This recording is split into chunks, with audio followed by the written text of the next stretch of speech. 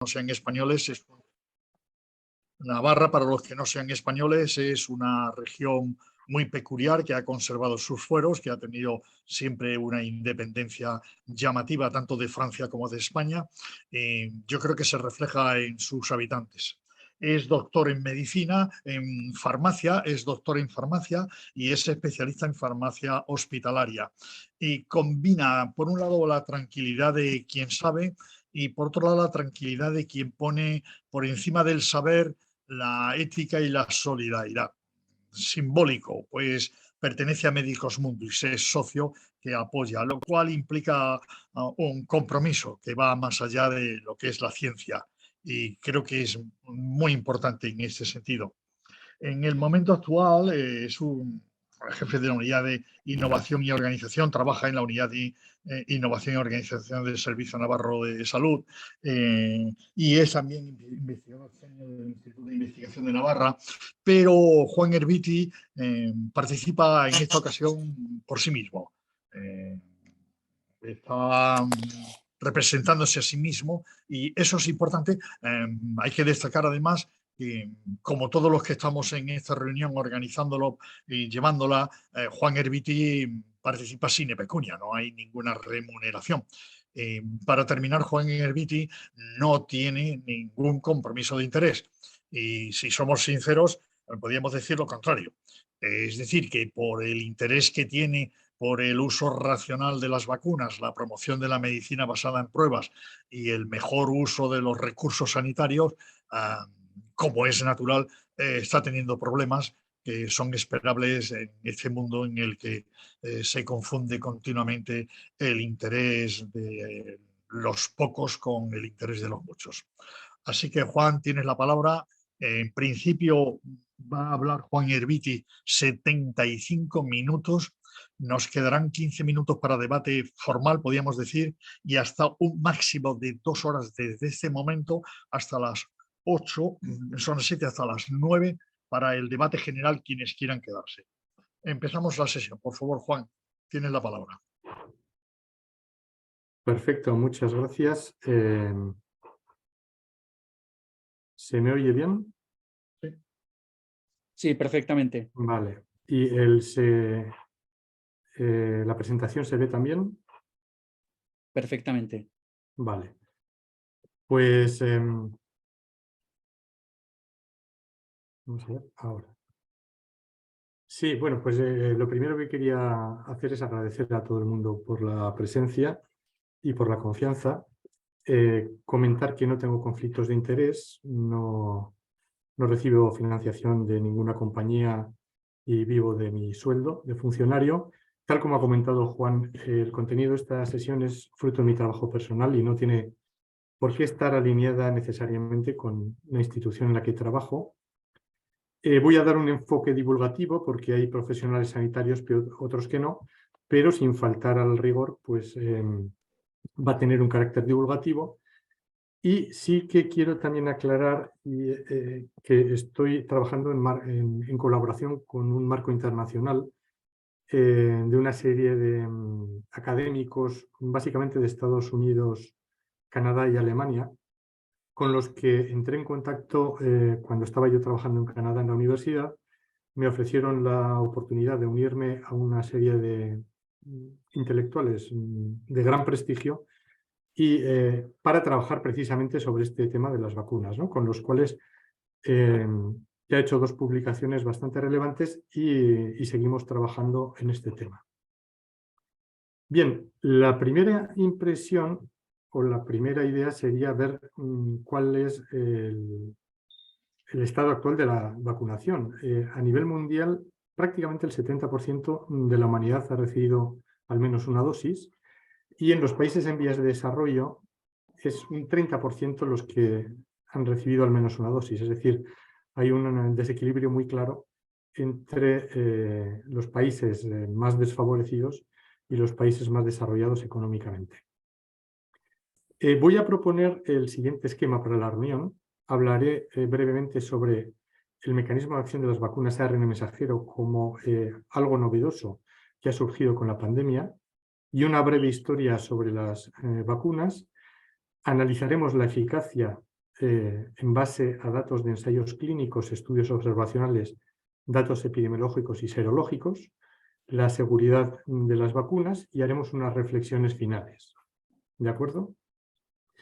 Bien, algún concepto fundamental para arrancar.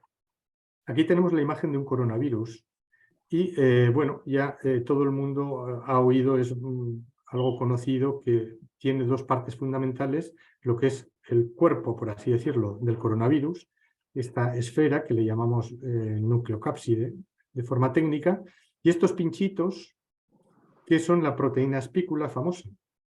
Esta proteína espícula, este pinchito, sirve de gancho de entrada para las células, de tal manera que el virus se introduce, utiliza la maquinaria de nuestras células para replicarse, toma control de todos nuestros mecanismos bioquímicos, se replica y sale de las células.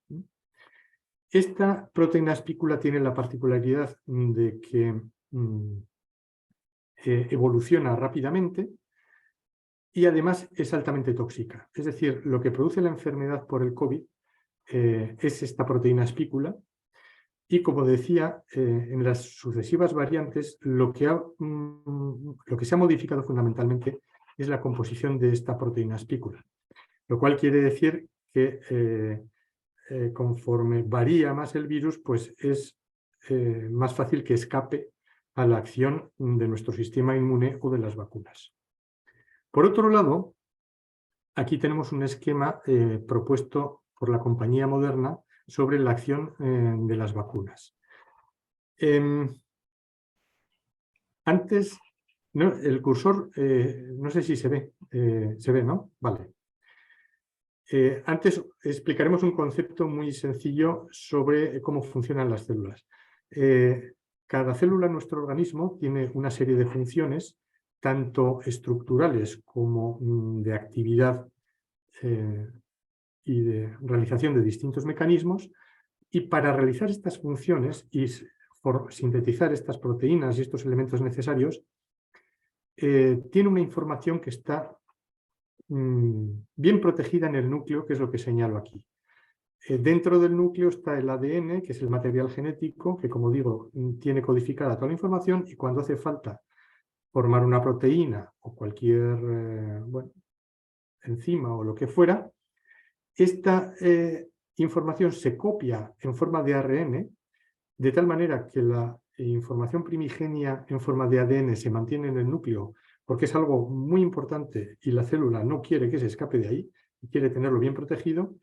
Esa copia de ARN sale al exterior del núcleo, a la zona que se llama citoplasma, y aquí veis que hay un aparatito, un orgánulo que se llama un ribosoma, que lo que hará es leer esta hebra de ARN y formar proteínas. Pues bien, lo que hacen estas vacunas es, como decía antes, utilizar la maquinaria nuestra para que trabaje en favor de la producción de proteína espícula. Si vemos aquí esta imagen de la izquierda, las vacunas ARN mensajero están formadas por una cápsula lipídica que contiene dentro la hebra de ARN mensajero, que una vez leída fabricará la proteína espícula, y una vez fabricada la espícula, el organismo reaccionará generando anticuerpos y una respuesta inmune celular contra esta espícula. ¿De acuerdo? Entonces aquí se esquematiza bastante bien, se está fabricando la proteína, esta proteína parte se queda en la membrana de la célula, otras proteínas espículas saldrán en forma de exosomas. Bueno, esto ya lo veremos.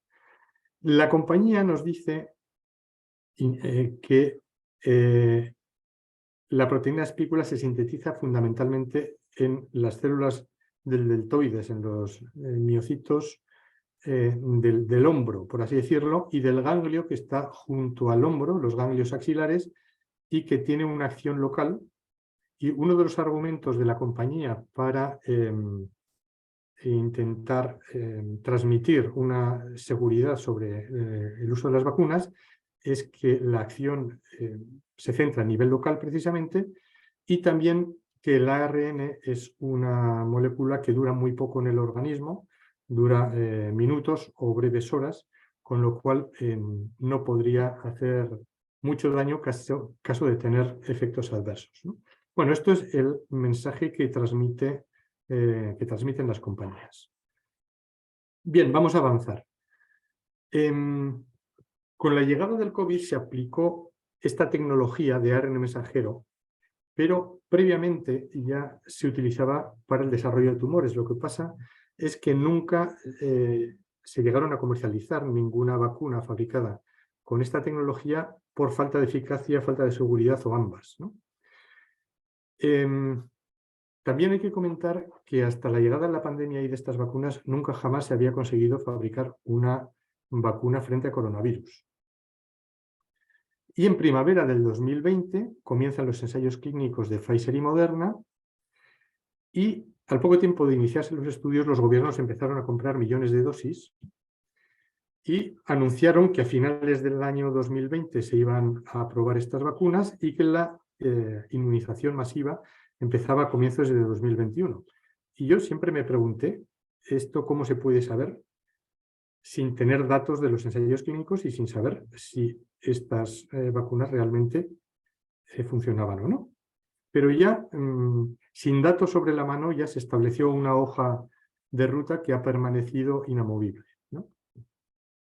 También es importante recordar que en julio del 2020 el Parlamento Europeo aprobó, mediante votación, una modificación de la ley para cambiar las normas para los ensayos clínicos de forma temporal y estrictamente relacionadas. Esto silencia. Entonces no sabemos. Tiene el mismo problema que en el otro, ¿eh? A ver, ¿se me oye? ¿Hay alguien oyendo? No sé si hay algún hablando. Pues no No lo sé si hay algún podemos ver. problema. No, vale. A Como ver. digo, se cambió la ley europea para permitir con una normativa más laxa la salida al mercado de estos productos. También se permitió que las compañías quedaran exentas ante posibles daños o efectos indeseables de estas vacunas.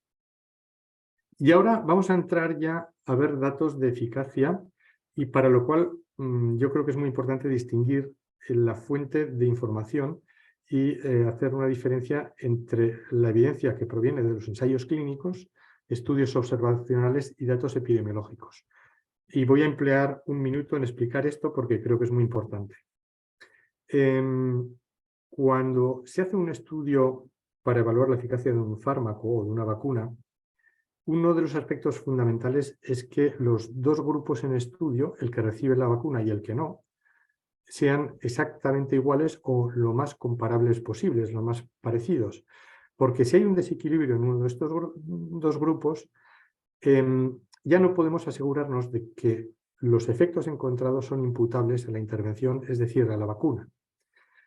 Si un grupo de ellos, de los dos, tiene una población de más edad o con más problemas, más patología concomitante, etcétera, ya no sabremos si los resultados son debido a eso o debido a la intervención. Entonces, para evitar esto, en los ensayos clínicos lo que se hace es aleatorizar, es decir, sortear a los pacientes y llega un paciente y le dice a usted le toca el grupo A, y a usted el B, y a usted el B, y a usted el A. De tal manera que, por azar, nos encontramos con grupos muy similares, de modo que los resultados de la intervención sí que pueden ser imputables a esa propia intervención, ¿no? En el caso de estudios observacionales, que ahora llaman estudios en la vida real, se trata de ver qué ha pasado, ¿no? Cogemos datos de pacientes, hay unos vacunados y otros no vacunados, pero lo que ocurre es que la población vacunada y no vacunada no son iguales, ni en edad, ni en patologías concomitantes, ni en nada.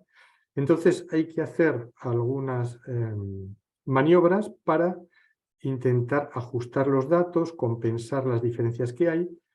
Y bueno, se pueden hacer cosas, pero hay que tomar los resultados con más cautela porque siempre puede haber lo que llamamos un sesgo residual y desajustes que nos distorsionen la realidad. Y los datos epidemiológicos son aquellos que surgen no de cada individuo en concreto, sino de una intervención poblacional y decimos, bueno, este país está vacunado un 90%, a ver qué ha pasado aquí, ¿no? Estos datos también hay que tomarlos con cautela y nunca aplicar de forma individual datos globales epidemiológicos. Esto es lo que se conoce como la falacia ecológica, ¿no? Bien, dicho esto, que creo que es muy importante, pues vamos a seguir. Y entonces, mi idea es centrarme bastante en las vacunas ARN mensajero, porque son las que más se han utilizado con gran diferencia, y creo que es bueno centrar el tiro, ¿no? Y lo que podemos hacer es ver qué pasó con la primera vacuna aprobada, que es la de Pfizer, y en el ensayo clínico que se publicó en la revista New England Journal of Medicine, pues nos hacían ver que el ensayo consistió en que a 18.000 pacientes más o menos se les aplicó la vacuna y a otros 18.000 placebo. Entonces se determinaron cuántos se habían infectado mediante la prueba PCR, y los que dieron positivo en el grupo Pfizer fueron 8 al cabo de 2 meses de seguimiento aproximadamente, y en el grupo placebo 162. Esta diferencia en términos relativos nos habla de un 95% de eficacia de la vacuna. Pero hay una cosa que no se publicó, hay un detalle importante que en el ensayo publicado en la revista New England no se dio a conocer y se supo después, y es que había pacientes que se les diagnosticó de forma clínica de COVID, pero no se les hizo la prueba PCR. La prueba PCR no era obligatoria, sino que a criterio del médico pues se hacía o no se hacía. Y si sumamos estos diagnósticos por COVID sintomáticos, pues se añadían 1.600 casos en el grupo de la vacuna Pfizer y 1.800 y pico en el placebo. Claro, podríamos decir, bueno, pues vamos a ver, en principio todos estaban diagnosticados de COVID. Entonces vamos a ver el total. ¿Cuál sería? Pues sumando los diagnósticos sintomáticos más PCR, pues teníamos estas cifras, y esto significaba que la vacuna, en vez de ser un 95% eficaz, iba a ser, o era realmente un 19% eficaz. También conviene recordar que los criterios de las agencias reguladoras, es decir, de quienes aprueban las vacunas, es que tenían que tener una eficacia mínima del 50%, ¿no? Con lo cual no cumpliría esta eficacia mínima. Pero claro, aquí hay que ser muy cautos porque algunos de los síntomas del COVID son muy parecidos a las reacciones adversas leves de las vacunas, tipo fiebre, etcétera, etcétera, ¿no? Entonces, para evitar esta posible confusión y solapamiento, se puede hacer un análisis de sensibilidad quitando todos los diagnósticos COVID sintomáticos que se realizaron en la primera semana, precisamente para evitar esto, ¿no? Que en el caso de la vacuna Pfizer fueron 409 casos y en el caso del placebo 287. Si hacemos este análisis de sensibilidad, la eficacia estaría en torno al 29%. Es decir, que en todo caso, si añadimos los diagnósticos clínicos de COVID, la eficacia no superaría el mínimo exigible para comercializarse, ¿no? Y también hay que comentar un dato que no se explica bien en la publicación, y es que en el grupo Pfizer abandonaron 311 pacientes el ensayo y en el grupo placebo 60 pacientes. Bueno, todas estas cosas que he comentado están explicadas en este artículo del British Medical Journal, publicado por Peter Doshi, y que fue pues, uno de los más leídos en su momento, con lo cual es un artículo que tuvo mucho impacto entre investigadores y clínicos, pero muy, muy poco impacto a la hora de tomar decisiones sobre las vacunas, ¿no? También hay que comentar que la apariencia del placebo y la vacuna es diferente, y esto es una gran limitación del ensayo, es decir, que se sabe qué tratamiento estaba recibiendo cada individuo, que no se conoce, ni se conocía ni se conoce el nombre ni la afiliación de los miembros que manejaron los datos del del ensayo, del Comité de Monitorización de Datos. En el momento en el que se publicaron los datos del ensayo no sabíamos nada sobre la eficacia en la prevención del COVID grave, permanente, hospitalización, ingreso en UCI, mortalidad, ni en la eficacia en la prevención de la transmisión de la enfermedad, ni en ancianos, que suponía menos de un 5% de la muestra. Se desconocía el tiempo que podía durar la inmunidad. Se desconocía, evidentemente, la eficacia frente a las nuevas variantes, que era previsible que llegaran porque el coronavirus muta a gran velocidad. Y en esta situación, pues, la compañía promovió el aborto del ensayo clínico tras 2 meses de seguimiento. ¿Qué quiero decir con el aborto? Pues que el ensayo estaba previsto que durara 3 años y se suspendió tras 2 meses de mediana de seguimiento de los individuos. Aquí se sintetiza muy bien lo que ocurrió. En rojo el grupo vacunado, en azul el grupo placebo. La idea era que acabara el ensayo en mayo de 2023, es decir, todavía debería estar en marcha y debería acabar el mes que viene. Sin embargo, la compañía lo que hizo fue notificar a los integrantes del grupo placebo que había habido una eficacia del 95%, eficacia que se notificó en una rueda de prensa, y a partir de ahí, sin dar datos concretos del estudio, pues se fue poniendo en marcha una maquinaria de información. Y como digo, los individuos del ensayo clínico que habían recibido el placebo se les invitó a vacunarse. Y bueno, pues ante estas expectativas de eficacia, prácticamente todo el mundo se vacunó, con lo cual este grupo placebo pasó a engrosar el grupo de vacunados y ya nos quedamos sin posible comparación entre vacunados y no vacunados, con lo cual poco se puede saber de este ensayo, ¿no? Lo que estaba previsto que durara 3 años, pues duró 2 meses en términos generales. Otro aspecto que es muy importante destacar es que tuvimos conocimiento de algunas irregularidades graves en este ensayo. Normalmente las compañías farmacéuticas, cuando realizan un ensayo clínico, suelen subcontratar a otras compañías para implementar y monitorizar el ensayo. Estas compañías subcontratadas se conocen como CRO, del inglés Contract Research Organizations. Y una trabajadora que estaba empleada en una de estas compañías, pues observó una serie de irregularidades importantes en los centros donde tenía que monitorizar ella, que incluían la falsificación de datos, entre otras irregularidades. Esta mujer trabajaba para la compañía Ventavia y decidió, pues, sacar esto a la luz y lo publicó en el British Medical Journal. Hay que decir también que esto, bueno, se comprobó en los centros donde trabajaba ella, que eran pocos centros en comparación con lo que era el total de centros del ensayo. Con lo cual, pues no sabemos si esto se reprodujo también en otros centros o no. Simplemente no tenemos la información. Un tema importante es que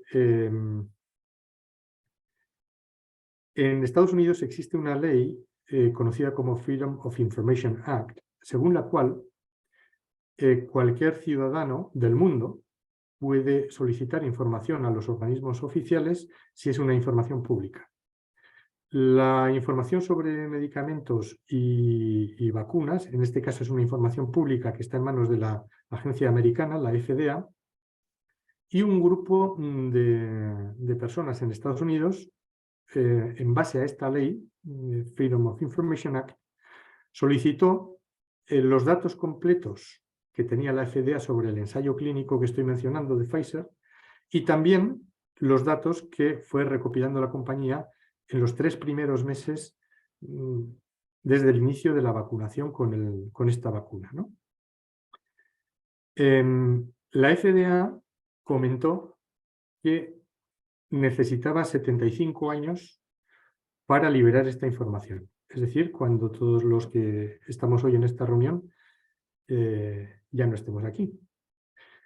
Entonces, bueno, pues esto dice muy poco sobre la transparencia y la fiabilidad de la información que nos transmiten, ¿no? Total, que el juez, no sé si era jueza, creo, bueno, dictaminó que daba a la compañía 8 meses para liberar esta información. Y esta información se ha ido liberando a ritmo de 55.000 folios al mes. Y en Estados Unidos se crearon varios grupos de investigación para trabajar esta información y con la cual publicaron un libro que se titula Pfizer Documents Analysis Reports. Un libro que ha salido a la luz pues hace un mes y medio aproximadamente, y que yo me he leído y que es altamente interesante, ¿no?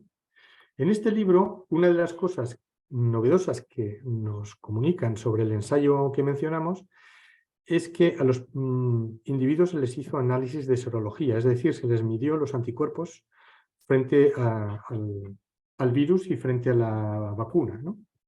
Y que cuando se observaban los datos de anticuerpos, esta eficacia del 95% resulta que era del 54%, ¿no?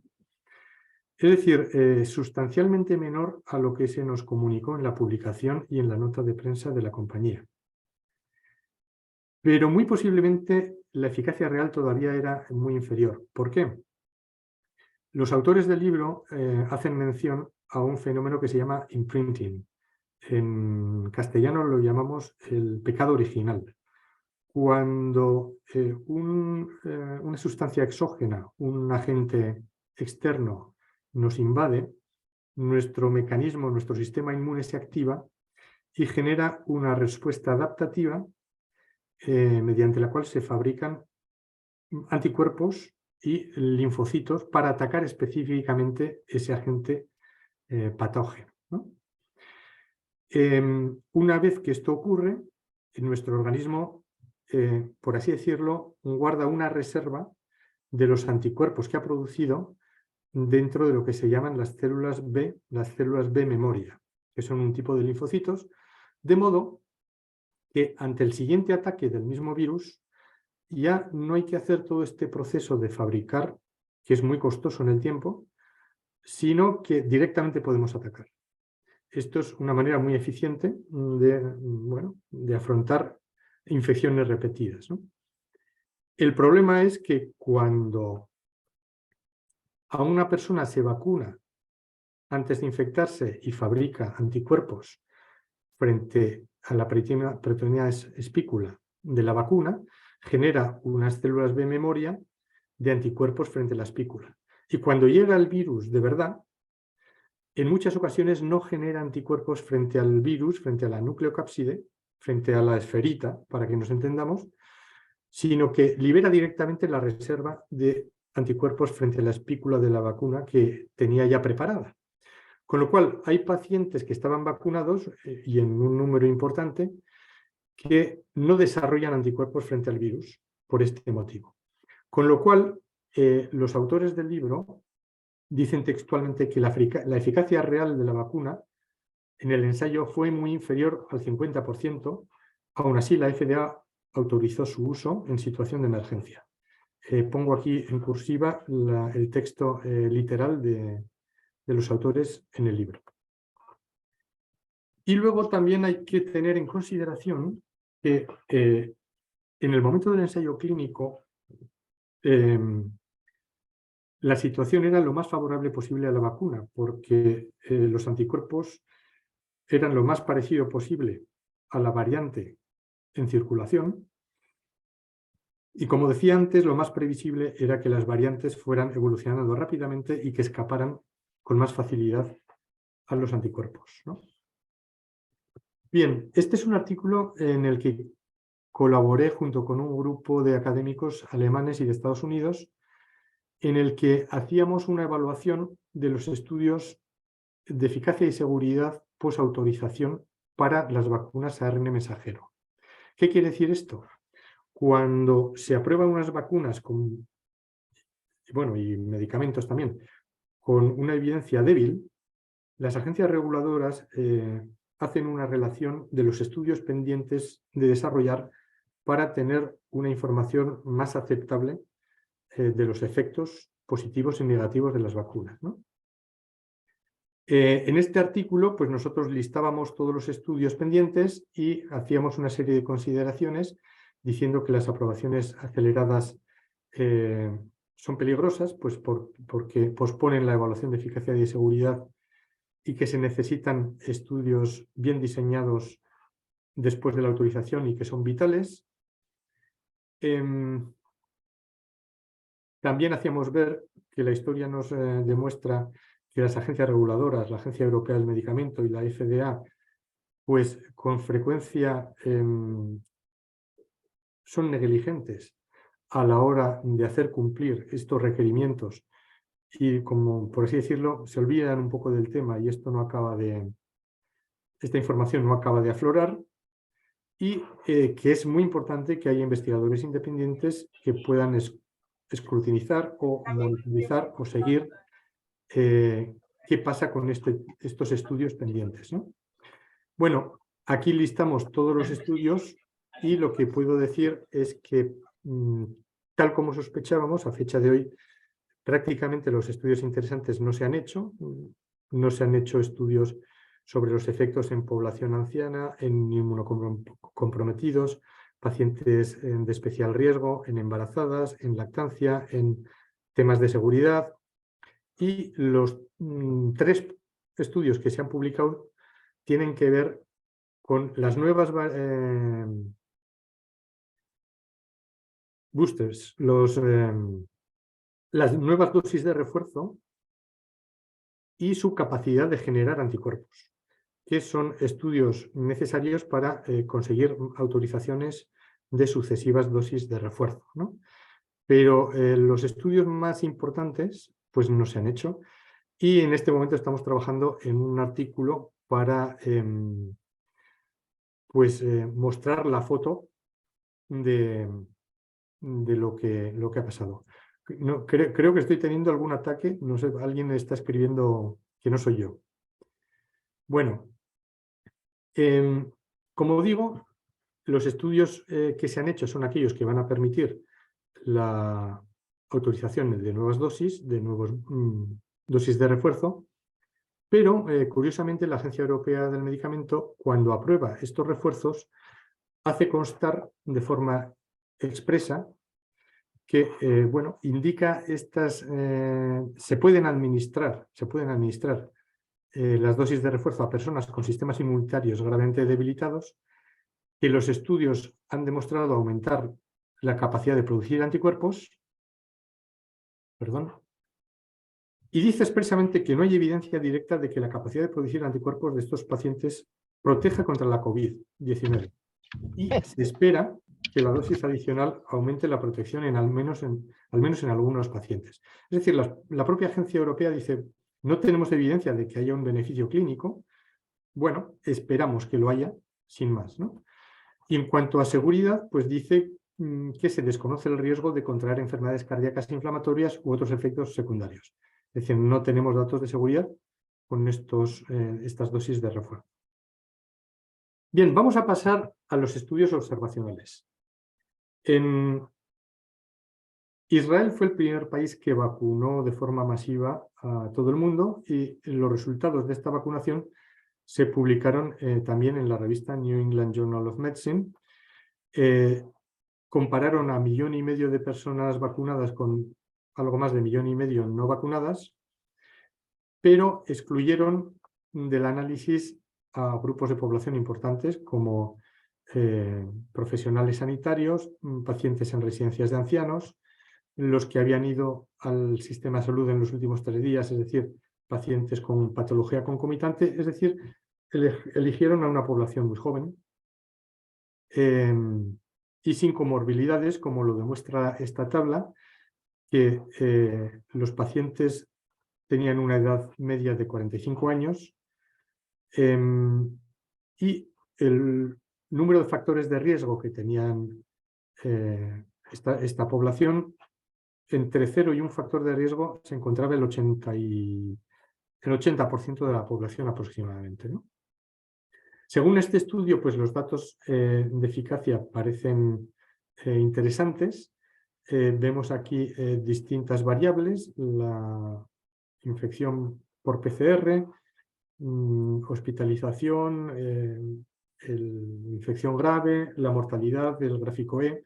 Y en todas estas gráficas vemos que hay una separación. En azul se ven los casos de las personas vacunadas y en rojo o en marrón los de los no vacunados, que parecen más, ¿no?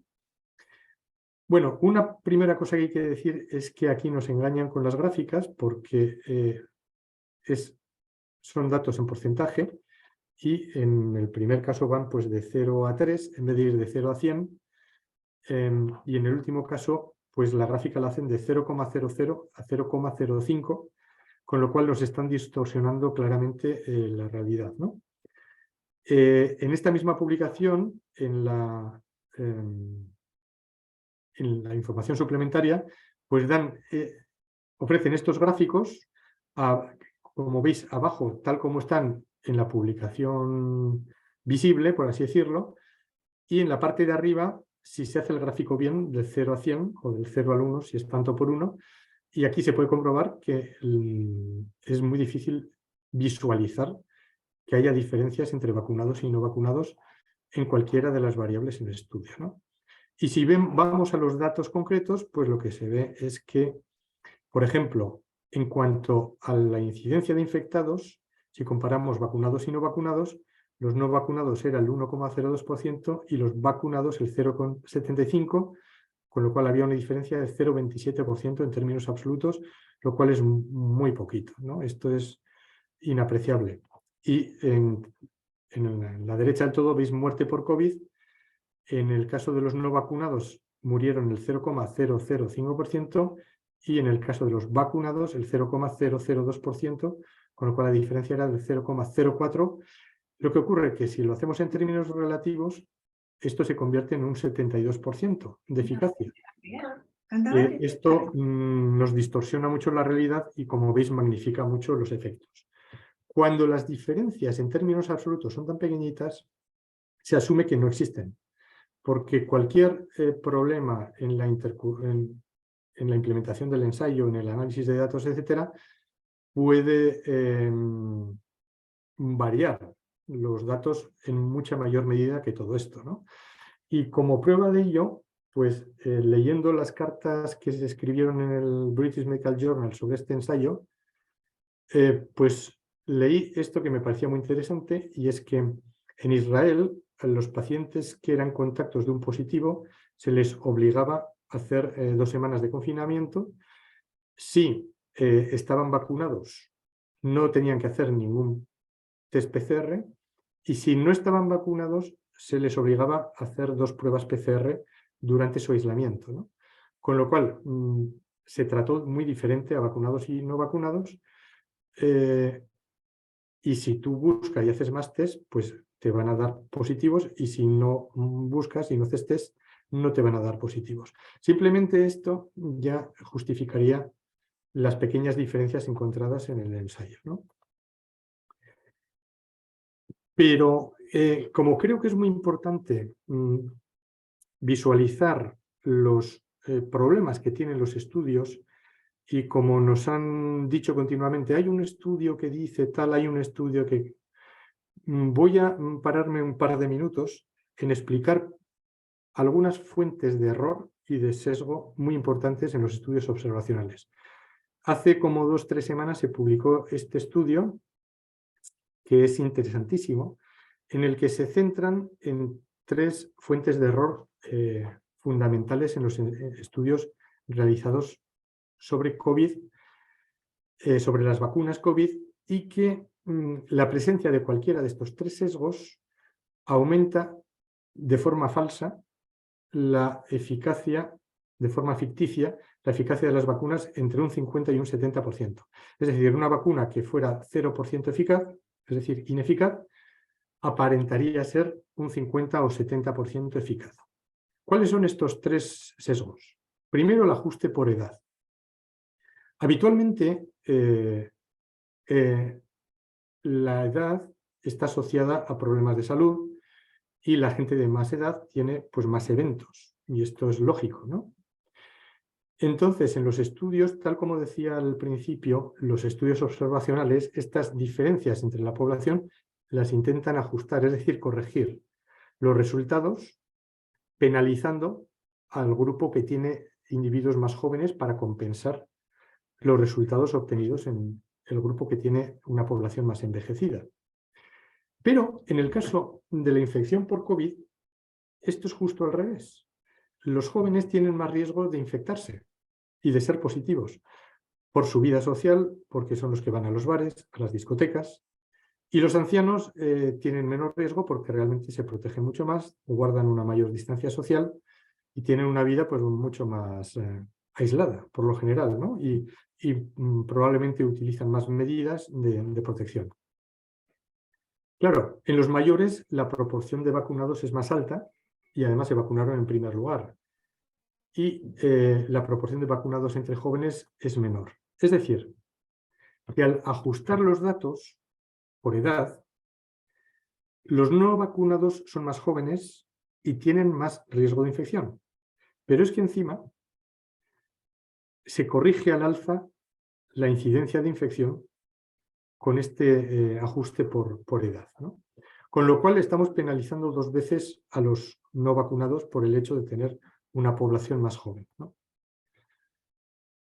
Otro sesgo importante es la ventana temporal para el conteo de casos. Esto suena raro, pero es muy sencillo. En el grupo vacunado, lo que se suele hacer es desechar todo lo que pasa hasta que se completa la pauta de vacunación. Esta pauta suele durar unos 35 días, desde que se da la primera dosis, se esperan 3 semanas, la siguiente dosis, luego se esperan 2 semanas más, para empezar a contar los casos y considerar que los individuos están vacunados, ¿no? Con lo cual los 35 primeros días no se cuentan. Es decir, que en el grupo vacunado durante 35 días no contamos nada y a partir de ahí sí se cuentan los casos. Sin embargo, en el grupo no vacunado esto no existe. Y a los individuos se les contabiliza todo lo que les ocurre desde el mismo momento de su inclusión en el estudio. Con lo cual, a los no vacunados les estamos contando todo lo que pasa durante más tiempo que al grupo vacunado. Y esto produce un sesgo muy importante que tan solo hay un estudio que lo ha tenido en consideración. El resto de estudios observacionales esto no lo ha tenido en consideración. Y por otro lado, la cantidad de virus circulante modifica mucho los resultados de los estudios. Y esto lo voy a explicar con un ejemplo muy interesante.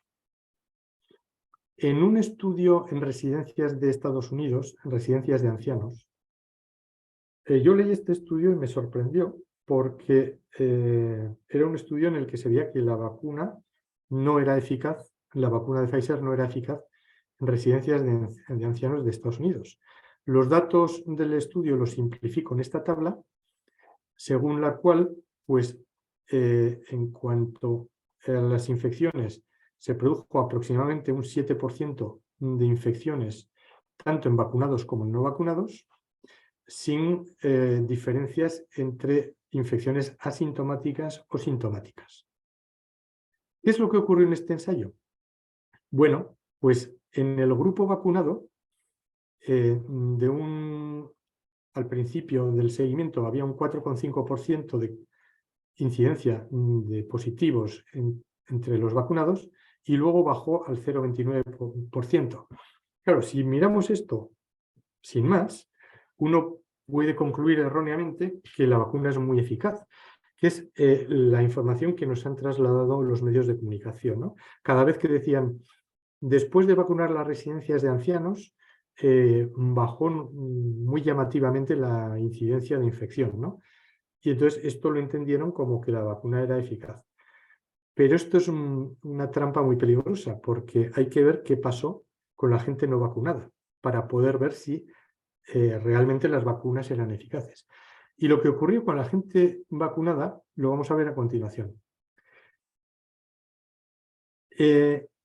Lo que también hay que tener en consideración es que esta curva, las vacunas se administraron en plena onda epidémica, cuando había muchos casos en la calle, por así decirlo, mucho virus circulante. El 15 de diciembre se iniciaron las vacunaciones y uno puede preguntar, ¿aquí bajaron la incidencia de casos por la eficacia de la vacuna o porque simplemente el virus se fue retirando, la onda epidémica pasó y como había pocos casos, había pocas infecciones?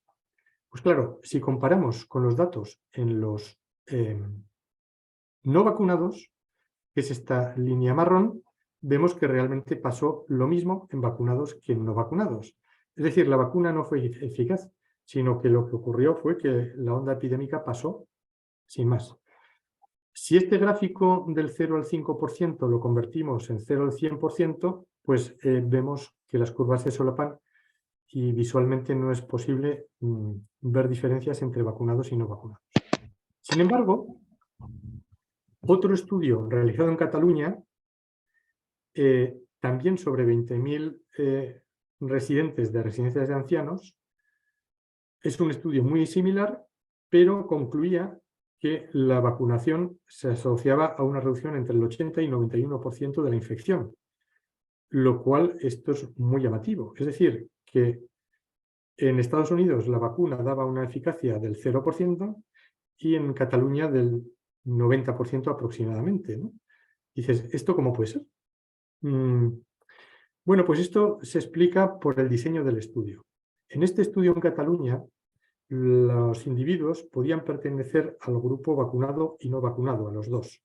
Es decir, inicialmente una persona está no vacunada y se le estudia durante ese tiempo en el que está no vacunado, y una vez que se le vacuna pasa a formar parte del grupo vacunado y se le sigue y se le evalúa durante el periodo que está vacunado. ¿Qué ocurre? Que claro, primero eres vacunado y luego primero eres no vacunado y luego pasas a ser vacunado. El seguimiento de los no vacunados se produjo durante la onda epidémica que señalo aquí en el gráfico, mientras que pasó la onda epidémica y ahí es cuando se empezó a seguir a los vacunados. Es decir, que, como decía, el virus circulante, la cantidad de virus circulante probablemente es la que determinó el riesgo de infectarse más que la intervención que fue la vacuna, ¿no? Y vamos a hablar brevemente de aspectos epidemiológicos. Algunos recordaréis, por lo menos los que estéis conectados desde España, que el doctor Simón, una de las cosas que nos decía repetidamente es que las intervenciones tenían por objeto aplanar la curva. Cuando se produce una onda epidémica y se producen casos de enfermedad o de muerte, pues si esta curva tiene una pendiente muy elevada, quiere decir que en un poco espacio de tiempo hay muchos casos y tenemos un problema grave que puede tener como consecuencia que se saturen los servicios sanitarios, que no podamos atender adecuadamente a la población, etc. Y si hacemos una intervención que es eficaz, lo que conseguiremos es que el número de casos en general disminuya y sobre todo también que el número de casos a lo largo del tiempo sea menor. Es decir, que esta curva vaya aplanándose. En resumidas cuentas, para determinar la eficacia de las intervenciones, tenemos que quedarnos con la idea de que cuanto más se aplana la curva, más eficaz es la intervención. Bueno, pues cuando se intervino masivamente en los países, además de Israel, hubo 4 países en los que hubo un desarrollo rapidísimo de las vacunaciones y se vacunó masivamente a la población. Estos fueron Seychelles, Chile, Uruguay y Bahrein. En todos estos países, curiosamente, al desarrollarse la campaña de vacunación de una forma muy rápida, que es lo que se ve aquí en el gráfico en verde, pues se observó que empezó a aumentar la mortalidad. Los casos nuevos, que es el gráfico de arriba, y la mortalidad, que es el gráfico de abajo, cuando antes no había mortalidad. Y el desarrollo de la vacunación se asoció a este incremento tanto de incidencia de casos como de mortalidad.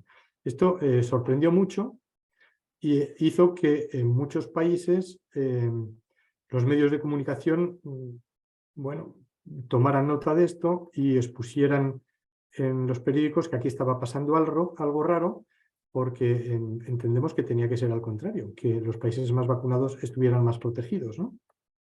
Y de hecho la OMS dijo que tenía que revisar los datos de Seychelles porque después de una población altamente vacunada, pues estaba habiendo un problema importante. La OMS nunca dijo nada al respecto. Dijo que iba a mirarlo, pero no ha dado más explicaciones, ¿no?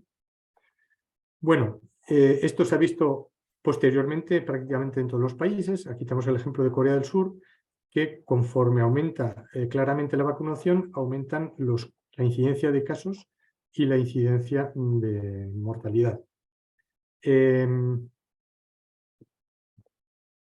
Australia es un ejemplo muy significativo porque es un país que es una isla, cerraron el aeropuerto, prohibieron la entrada a todo el mundo y comenzaron la vacunación en febrero del 2021 y a finales del 2021 tenían ya más del 90% de la población vacunada de forma completa.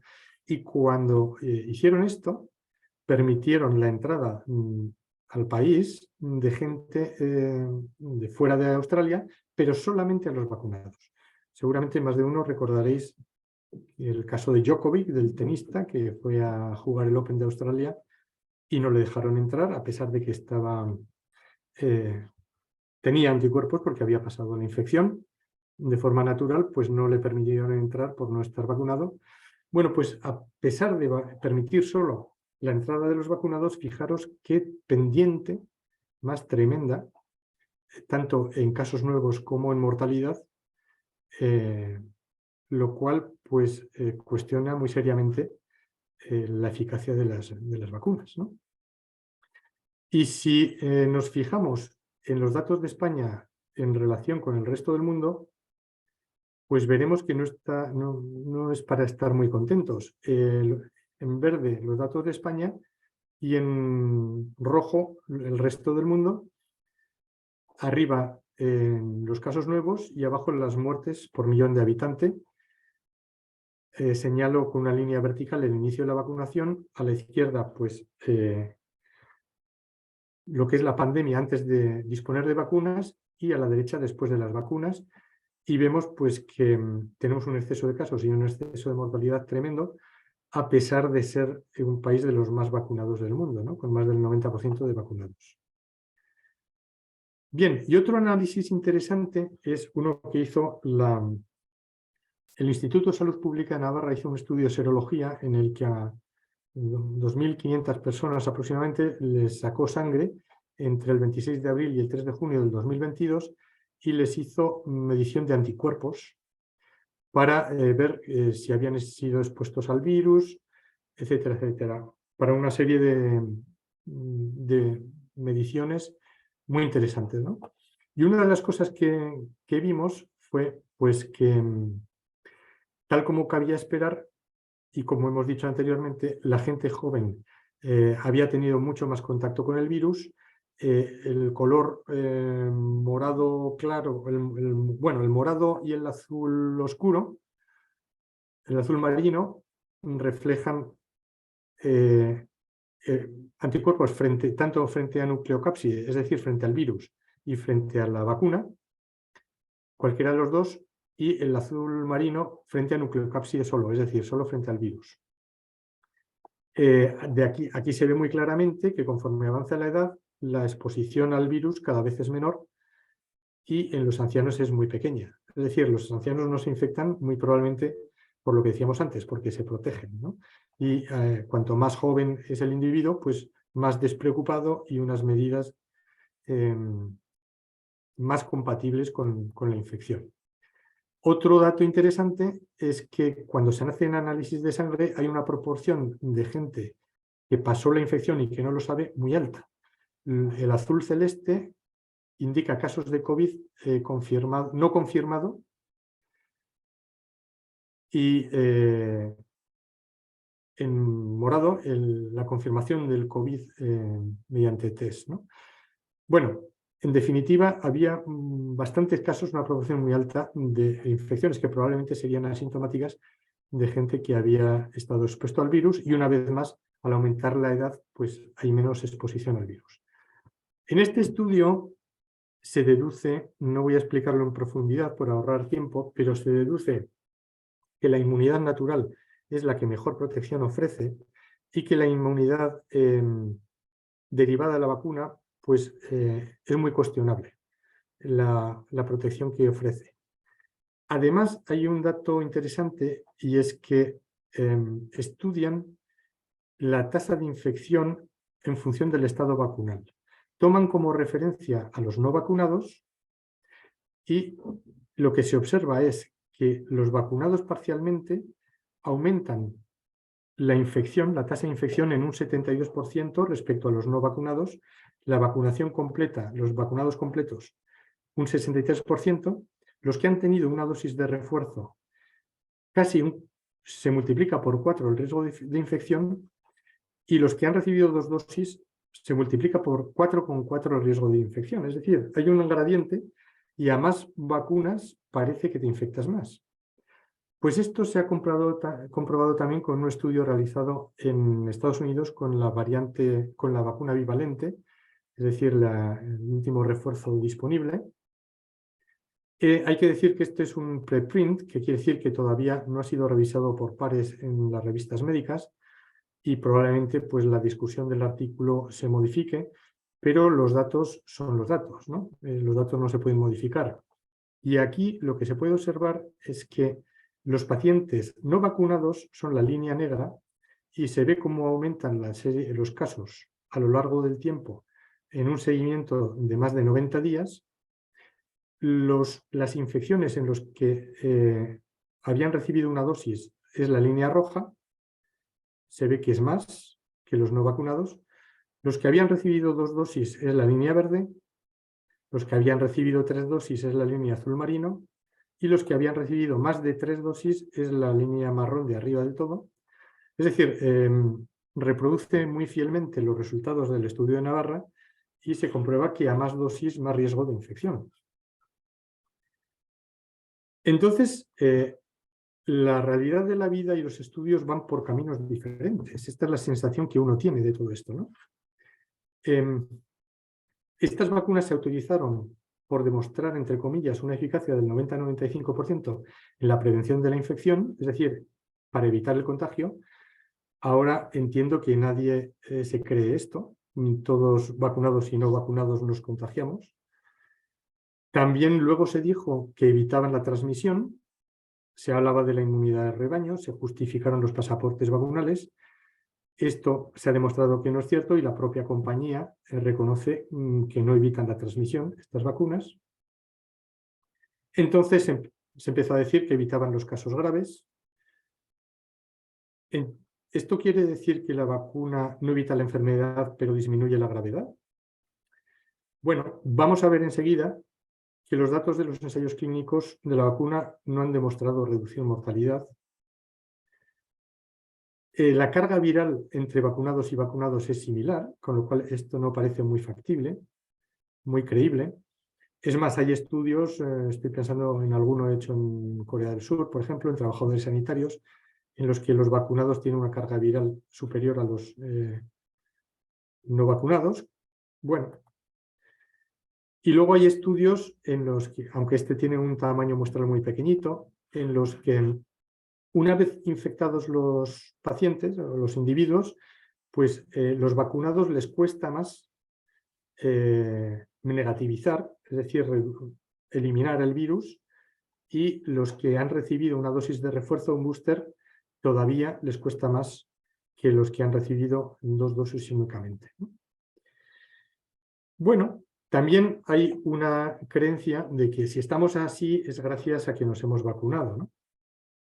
Mi primera reflexión es que en todo el mundo ya hemos superado la pandemia, independientemente de la proporción de vacunados en cada país, y que no debemos olvidar que las causas principales que influyen en la resolución de una pandemia son 3. Uno, el efecto cosecha, es decir, al principio fallecen los más débiles y los que quedan pues, son más sanos, más fuertes y aguantan mejor los envites de las olas sucesivas del virus. Eso por un lado. Por otro lado, el virus se va debilitando y todas las nuevas variantes han sido más débiles, aunque durante tiempo nos estuvieron asustando indebidamente cada vez que salía una nueva variante, haciéndonos creer que era mucho más peligrosa que la anterior, ¿no? Y por otro lado, la infección natural en la población, conforme pasan olas, pues vamos adquiriendo infección natural, ¿no? La contribución de las vacunas a salir de la pandemia es muy cuestionable. Y yo, sinceramente, no veo datos claros que me apoyen esta hipótesis. Y vamos a pasar a hablar ya de seguridad,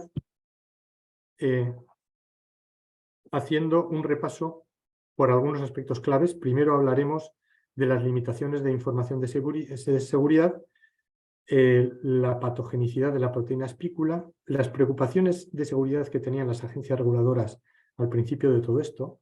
Hablaremos de un estudio clave que cambió la visión de todo, de las notificaciones de las agencias reguladoras,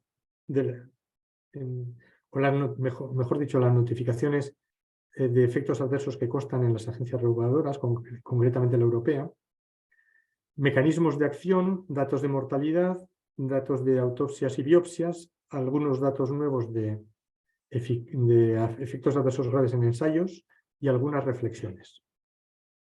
Bien, creo que es importante comentar que en los ensayos clínicos todo apunta a que se han infrarregistrado los problemas de seguridad de las vacunas.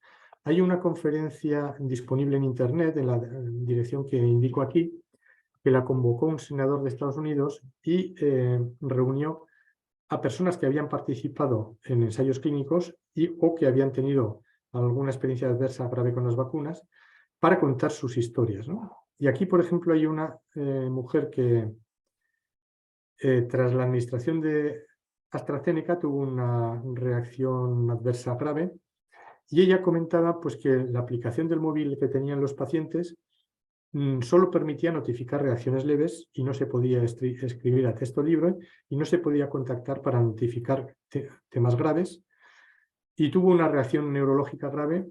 La compañía le retiró del ensayo, fue ignorada por los mecanismos, los agentes reguladores, y su caso nunca se recogió en la publicación. Este ensayo se publicó también en la revista New England Journal of Medicine. Ella es muy combativa, escribió al editor de la revista, en la cual se publicó el ensayo diciendo que no había habido ningún caso registrado de efectos adversos graves, y ella decía, bueno, en mi caso, ¿por qué no está ahí? Y al final el editor de la revista le dijo pues, que en la publicación no hay espacio para reflejar todo lo que pasa en un ensayo. Aquí incluyo el enlace a lo que es el hilo de correos electrónicos que intercambió esta paciente con el editor del New England. Este es el caso de un deportista profesional de 29 años que tenía dolor en el pecho, le diagnosticaron en urgencias ansiedad, su novia le recomienda volver al hospital, le confirman el diagnóstico, su novia por tercera vez le dice que vaya a cardiología y ahí le diagnostican una miocarditis, pericarditis, estuvo encamado durante meses y fue el fin de su carrera profesional. Y este es un ejemplo de casos de efectos adversos que probablemente no se diagnostican o que se confunden con otras patologías, con ansiedad o con otros cuadros, ¿no? Esta es una niña con una enfermedad neurológica grave tras la segunda dosis de Pfizer. Está en silla de ruedas y con sonda nasogástrica permanente y le diagnosticaron oficialmente un desorden funcional posiblemente por problemas psiquiátricos previos. Un psiquiatra independiente vio que en su historia no había constancia de enfermedad. Entonces, psiquiátrica, quiero decir, entonces no es otro caso en el que, bueno, se hacen desaparecer enfermedades graves, ¿no? Este es un traumatólogo, bueno, me voy a saltar. Hay muchos casos, es muy interesante ver ese vídeo porque uno obtiene una percepción muy clara de que hubo un infrarregistro importante, ¿no? En el artículo que hacía mención antes sobre las dudas sobre la integridad del ensayo clínico de Pfizer, una de las cosas que menciona esta trabajadora de la compañía Ventavia es que había una falta de seguimiento adecuado de los pacientes que experimentaban efectos adversos graves, y esto bueno, coincide bastante bien con los testimonios de otras personas, ¿no? Bien, vamos a pasar a los datos experimentales de la proteína espicular. Este es Patrick Whelan, un colega con el que colaboro, que escribió una carta el 8 de diciembre a la FDA antes de la aprobación de la vacuna de Pfizer, diciendo que, que había ya evidencia de que la proteína espícula era tóxica, y decía textualmente lo siguiente: reconociendo la importancia de frenar rápidamente la transmisión del virus mediante la inmunización de la población, sería muchísimo peor si cientos de millones de personas sufrieran daños duraderos o permanentes en su cerebro o microvasculatura cardíaca como consecuencia de no apreciar a corto plazo los efectos indeseados en distintos órganos de las vacunas basadas en la producción de proteína espícula. 2 días después de esto fue la sesión de aprobación de la vacuna y se aprobó sin más, y nunca se han tomado estas consideraciones, ¿no? Sin embargo, las agencias reguladoras sí que tenían sospecha de que podían ocurrir cosas, porque establecieron una lista de efectos adversos que probablemente iban a ocurrir con estas vacunas. Incluyen cuadros neurológicos como el síndrome de Guillain-Barré, encefalomielitis, mielitis transversa, encefalitis, convulsiones, temas cardiovasculares, ictus, infarto agudo de miocardio, miocarditis, pericarditis, enfermedades autoinmunes, muertes asociadas a la vacuna, problemas de embarazo, etc. Bueno, una serie de problemas de tromboembolismo y también enfermedad aumentada por la vacuna. ¿Qué es esto de la enfermedad aumentada por la vacuna? Es algo que contemplan. Aquí vemos un documento de la Agencia Europea del Medicamento en el que reconoce que estas vacunas pueden producir esta enfermedad aumentada por la vacuna. ¿En qué consiste? Básicamente en que si el anticuerpo no es de muy buena calidad, por así decirlo, a la hora de unirse al virus, este complejo virus-anticuerpo se introduce al macrófago, que es la célula que teóricamente tiene que eliminar el virus, pero se suelta el anticuerpo del virus de tal manera que el virus queda libre y en vez de ser eliminado se puede reproducir y salir a la sangre, con lo cual acaba habiendo más virus de los que han entrado, es decir, se aumenta la carga viral, cosa que podía ser compatible con el hecho de que se cojan más infecciones en las personas vacunadas, ¿no? Hubo un estudio que lo cambió todo absolutamente, y es un estudio que solicitó este colega mío, Byron Bridle, profesor de virología y cuya trayectoria profesional se ha centrado en el desarrollo de vacunas. Es un gran experto vacunólogo. Y entonces, Byron se enteró de que la agencia japonesa del medicamento tenía datos preclínicos, es decir, en animales de estas vacunas que no habían sido nunca publicados. Y en estos datos se observó que la vacuna no se quedaba en el hombro ni en los ganglios axilares, como nos decían antes, o nos decían las compañías, sino que se distribuía prácticamente a todos los tejidos del organismo, llegaban al cerebro, atravesaban la barrera hematoencefálica, y estos datos se obtuvieron hasta 48 horas después de la inyección, ¿no? Con lo cual, con este estudio ya lo que vimos es que no era una acción local, sino que la vacuna se distribuía absolutamente por todos los tejidos y que esto puede tener unas consecuencias muy diferentes a las que pensábamos. Y esto nos cambió radicalmente la visión sobre estas vacunas, ¿no? Además, tuvimos conocimiento con el tiempo de que estas vacunas habían sufrido una serie de modificaciones que son un poco técnicas, yo las voy diciendo, si alguien tiene interés, las discutimos más adelante. Una de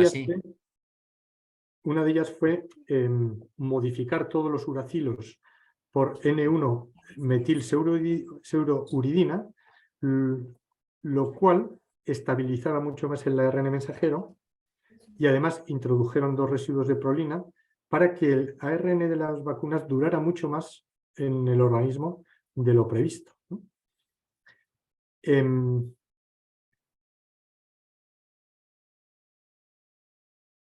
Bueno, se hicieron distintos estudios y se vio que efectivamente las vacunas en un estudio vieron que duraban 14 días, en otro estudio que 60 días después de la vacunación todavía había vacunas en ganglios axilares.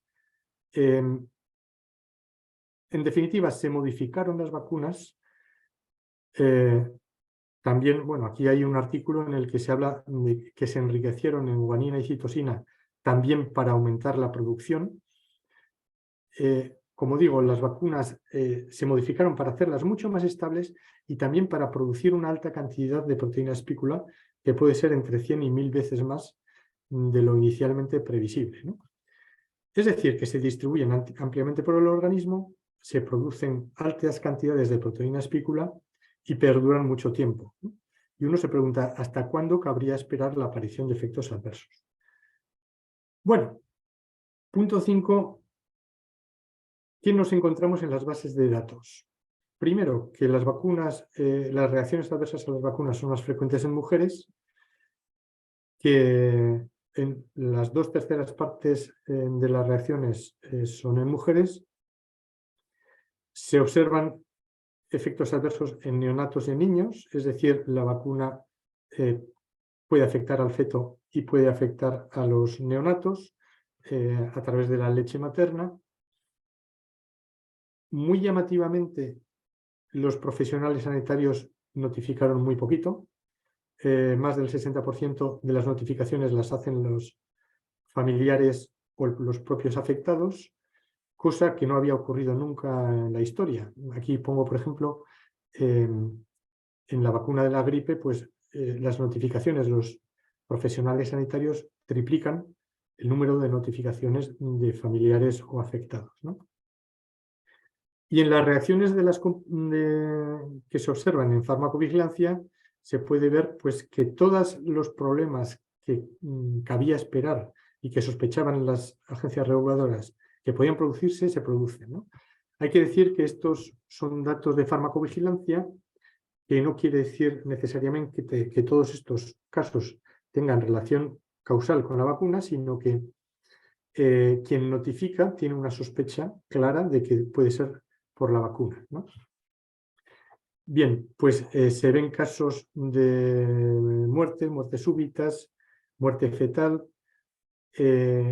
problemas cardiovasculares de todo índole, problemas neurológicos, Guillain-Barré, encefalomielitis, mielitis transversa, encefalitis, convulsiones, narcolepsia, enfermedades desmielinizantes, etc. Otros problemas autoinmunes, endocrinos, problemas fetales que tienen mucho que ver con problemas cardíacos y problemas en el desarrollo del crecimiento del niño y también temas neurológicos. Voy a sobrevolar el tema de los mecanismos de acción porque, pero creo que es importante hacer mención a ello. Como veo que voy justo de tiempo, voy a ir saltándome algunas diapositivas. Respecto al mecanismo de acción, cada vez vamos sabiendo más de por qué las vacunas pueden hacer daño. Uno de los componentes de las vacunas que puede causar daño son las nanopartículas lipídicas. Están compuestas por una serie de sustancias, lípidos catiónicos, perdón, colesterol, polietilenglicol, y el polietilenglicol es una de las sustancias que puede ser más reactogénica, que puede inducir shock anafiláctico, y también un síndrome conocido como síndrome de Kunis, que da pie a infartos y problemas trombóticos. Por lo general, activa el factor del complemento 5A, concretamente. Las nanopartículas lipídicas que envuelven el ARN mensajero también pueden causar lesión directa en hígado, corazón y cerebro, entre todos los órganos, y también pueden causar enfermedades autoinmunes porque nuestro organismo reacciona fabricando anticuerpos contra estas fracciones de la nanopartícula, anticuerpos que pueden también lesionar otros órganos o tejidos y causar hepatitis, pancreatitis, diabetes, tiroiditis, etc. El propio ARN de las vacunas también puede causar daño, básicamente de dos maneras. Uno, por acúmulo. Es muy sabido, hay muchísimas publicaciones desde hace muchos años ya, que cuando se acumula ARN exógeno, es decir, extraño a nuestro organismo, se produce una serie de procesos proinflamatorios que pueden dañar ciertos tejidos, en el caso pues, del corazón, producir miocarditis, encefalitis en el cerebro, etc. Simplemente por una serie de mecanismos derivados del acúmulo de ARN mensajero. Como estas vacunas están diseñadas para perdurar mucho en el tiempo y aumentar mucho la capacidad de producción, pues esto es un problema potencial importante. Y luego, otra preocupación es las proteínas de fusión, y esto lo voy a explicar a continuación. Hay gente que dice, bueno, ¿y el material genético de las vacunas se puede incorporar a nuestro ADN? Bueno, pues hizo un equipo sueco una investigación muy interesante, Alden y colaboradores, que es esta de aquí, en la que hicieron un cultivo de células hepáticas humanas, de hepatocitos, y transfectaron, es decir, añadieron la vacuna de Pfizer a distintas dosis. Lo que observaron fue que en tan solo 6 horas el ARN de la vacuna de Pfizer se había incorporado al núcleo de los hepatocitos en forma de ADN, con lo cual demostraban que efectivamente se puede incorporar el material de ARN en forma de ADN a nuestra información genética. También hay que decir que esto es un estudio in vitro, en cultivos celulares, y que no se ha hecho in vivo, ¿no? ¿Y esto cómo ocurre? Bueno, pues nosotros tenemos una serie de retrotransposones, que son enzimas que convierten el ARN a ADN, y uno puede pensar, ¿y bueno, esto para qué? Bueno, esto es propio de cualquier especie animal. Una de las cosas que nosotros estamos programados para aumentar la variabilidad, de modo que los individuos mejor adaptados al ambiente sobrevivan, ¿no? Entonces, si nosotros incorporamos material genético de fuera, exógeno, de virus o de donde sea, vamos variando nuestra información genética, algunas veces para bien y otras para mal, de tal manera que, como digo, los mejores adaptados sobrevivirán o les irá mejor. Un ejemplo de adaptación positiva es la sincitina 1 y sincitina 2. Son proteínas que son de origen viral y que lo que hacen es estabilizar la membrana de la placenta y favorecer también su adherencia al útero, de manera que las mujeres embarazadas tienen más garantías de éxito en el embarazo. Claro, las mujeres que incorporaron este material genético de virus hace muchos años ya, daban a luz más hijos que quienes no tenían este material, y de esta manera esta proteína y el genoma que codifica para esta proteína la integramos ya definitivamente en el genoma humano, ¿no? Bueno, pues esto es lo que ocurre, y una de las cosas que se ha visto es que la vacuna ARN mensajero promueve la actividad de este retrotransposón que tiene la capacidad de pasar el ARN a ADN. Se llama LINE1, esta primera línea que pone LINE1 es la actividad de este retrotransposón en función de que se añada más o menos cantidad de vacuna. Los cuadritos, si los miramos de izquierda a derecha, coinciden con cantidades crecientes de vacuna ARN mensajero administrada, es decir, que a más vacuna, más actividad de retrotranscripción de ARN y más posibilidad de generar ADN con la información del virus que se incorpora al núcleo de nuestras células, que es la línea de abajo. El color azul refleja el ADN de origen viral que ya está integrado en el núcleo de los hepatocitos.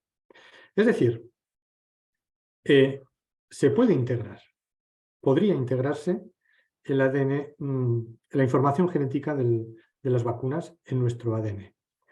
Pero todavía hay cosas que no sabemos. No sabemos si esto se acabará haciendo in vivo, no sabemos si esto afecta a línea germinal, es decir, espermatozoides, óvulos, y estas modificaciones se transmitirán de generación en generación, y tampoco sabemos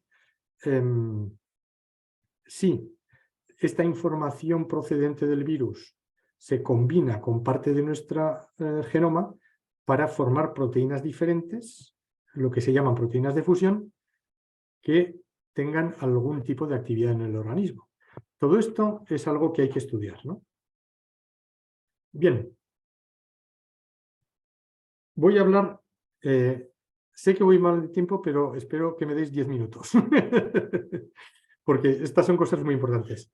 Una de las cosas de las que la gente no tiene conocimiento son los microARNs, que esto es muy importante. ¿Qué es un microARN? Hasta ahora hemos hablado de que la vacuna tiene una hebra de ARN mensajero que lo que hace es dar la orden para fabricar la proteína espícula. Pero las vacunas también tienen otros pequeños ARNs que no sirven para fabricar proteínas.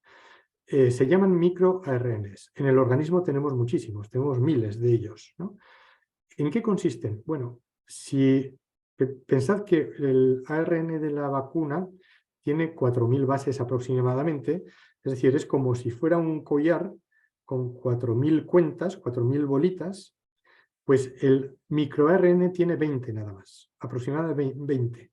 Es decir, no tiene ninguna capacidad de sintetizar proteínas, pero su misión es, por así decirlo, la de un interruptor. Interacciona con los genes para activar o desactivar genes, para inducir procesos muy importantes como síntesis de células del sistema inmune, como proteger matar células cancerosas. Bueno, una serie de muchas funciones absolutamente vitales. Por motivos que no voy a explicar ahora, pero quien quiera luego lo podemos comentar, las vacunas secuestran bastantes de nuestros microARNs, es decir, estas moléculas que regulan nuestra actividad biológica, y además aportan otros microARNs que interfieren en nuestro organismo y que toman control y que producen una serie de efectos. ¿Y qué efectos producen este secuestro de microARNs propios y este aporte de microARNs de origen viral? Pues acaban produciendo deterioro del sistema inmune, posiblemente aumenta el riesgo de cáncer, porque inhiben el oncogen P53 y el BRCA1/2, que son genes que nos protegen del cáncer. El microARN 155 se sabe que produce miocarditis, infarto, trombosis, inflamación de células, otros microARNs que están ya identificados de origen vacunal. Y luego la proteína espícula per se también puede producir efectos de lesión directa en el endotelio vascular.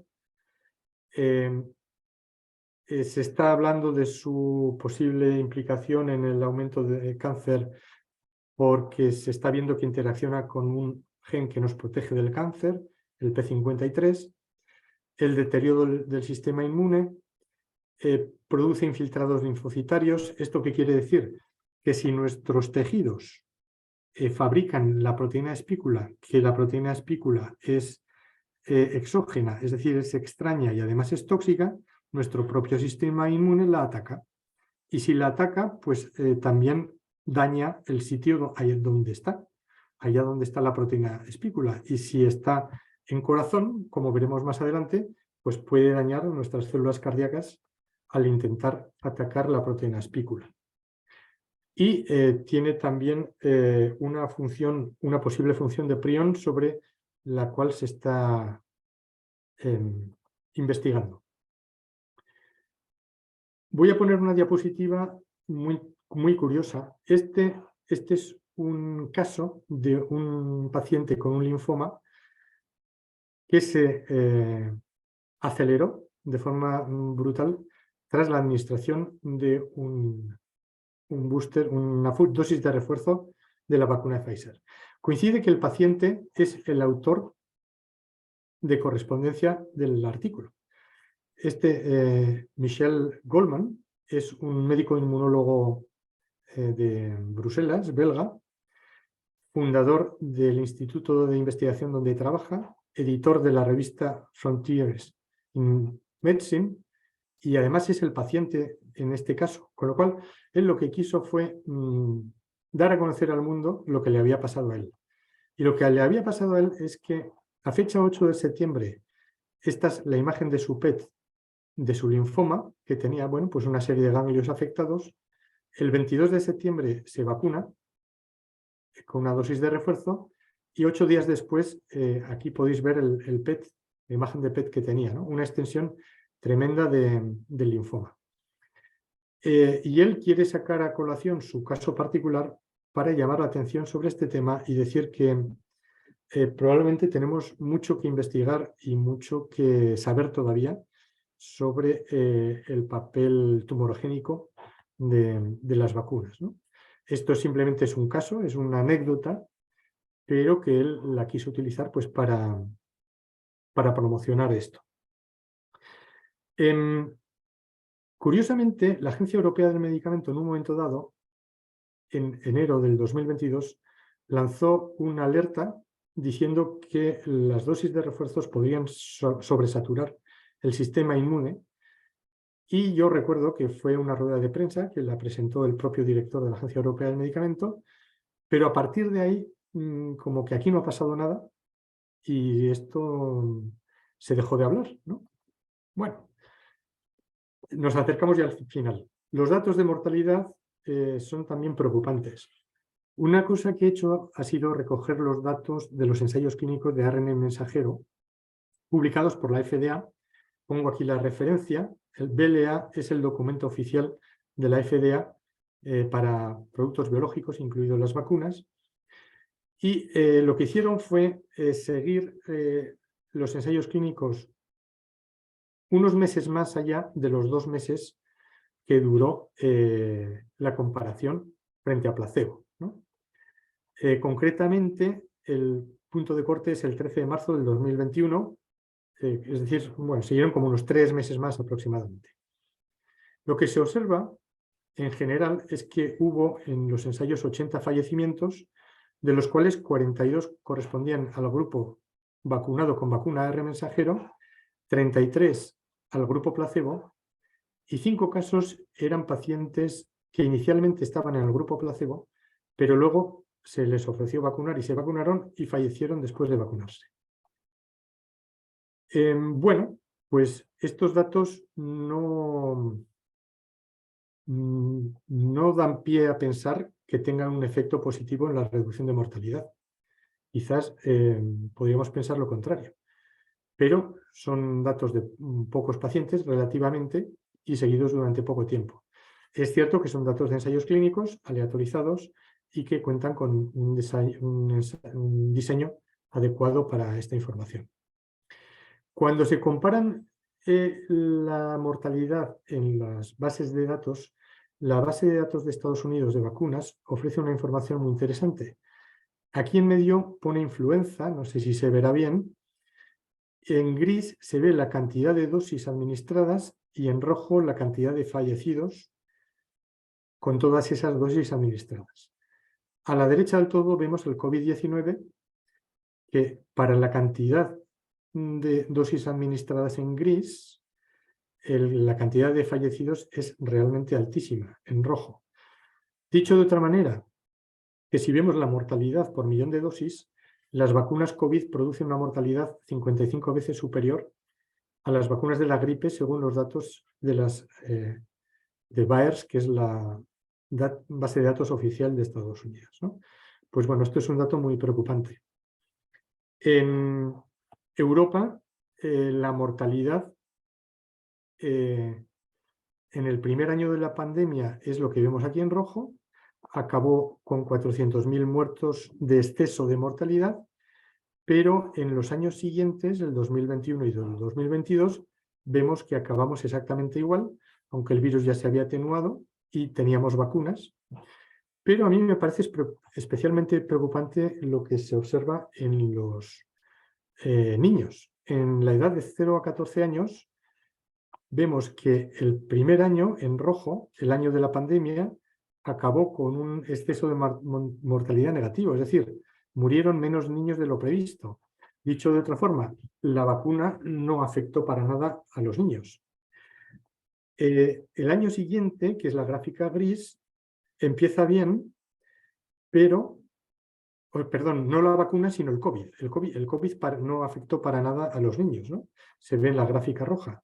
Sin embargo, el gráfico gris es el año 2021 y en un momento dado empieza a aumentar la mortalidad de niños, que se continúa en el gráfico amarillo, que es el 2022, y que sigue continuándose en el 2023.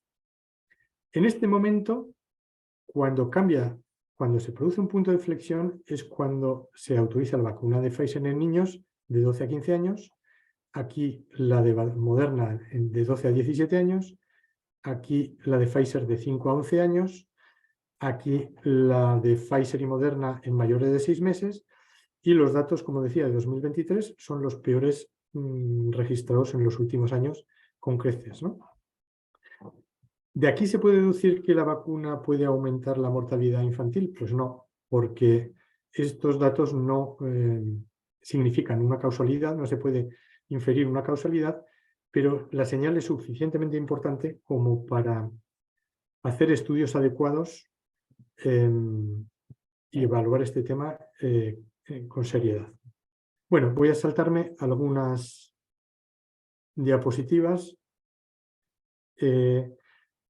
Bueno, había traído diapositivas relacionadas con autopsias. Con esta lo que quiero significar es que se puede distinguir cuando una proteína espícula procede del virus o de la vacuna, y distintos patólogos pues, han puesto de manifiesto que las vacunas producen proteína espícula en distintos organismos, en distintos tejidos del organismo. Estos son todo células cardíacas. En cada una de estas 4 fotos se puede ver infiltrados bien de linfocitos o de macrófagos. Se trata de células del sistema inmune que están atacando la proteína espícula y dañando también, por tanto, las células cardíacas, ¿no? Este es un caso de proteína espícula fabricada en la arteria coronaria, pedida por un patólogo alemán. Proteína espícula fabricada en tejido cerebral, en neuronas.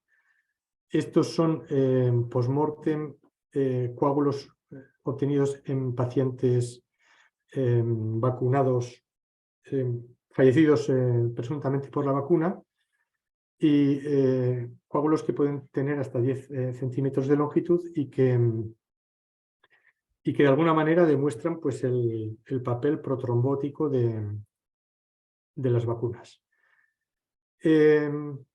En este punto, nosotros, en un equipo con el que estoy trabajando, tuvimos acceso a los efectos adversos graves de las vacunas que ocurrió en el ensayo pivotal de Pfizer y en el de Moderna, cosa que no se había publicado hasta entonces, y vimos que los vacunados tenían una incidencia mayor de efectos de reacciones adversas de especial interés, un exceso de eventos adversos graves, y que a la hora de hospitalizar, pues al final los vacunados hospitalizaban más si se combinaba las hospitalizaciones debidas a efectos adversos graves y por COVID, ¿no? En algunas variables daban diferencias estadísticamente significativas, en otras no. Entonces, publicamos estos datos y lo que hicimos fue solicitar a las agencias reguladoras, a la FDA y a la EMA, que dieran más información para poder hacer análisis más fino de estos datos, ¿no? Tuvimos una videoconferencia con la FDA, otra videoconferencia con la Agencia Europea. Hemos estado continuamente en contacto por correo electrónico, pero nunca nos llegaron a facilitar información, ¿no? Es muy lamentable. Para ir acabando, en el libro que comento sobre los documentos de Pfizer, los miles de folios liberados gracias a una orden judicial, pues también hay información sobre efectos adversos graves. Yo creo que con esto que pongo aquí ya es suficiente para caer en la cuenta de que las vacunas para nada son seguras, ¿no?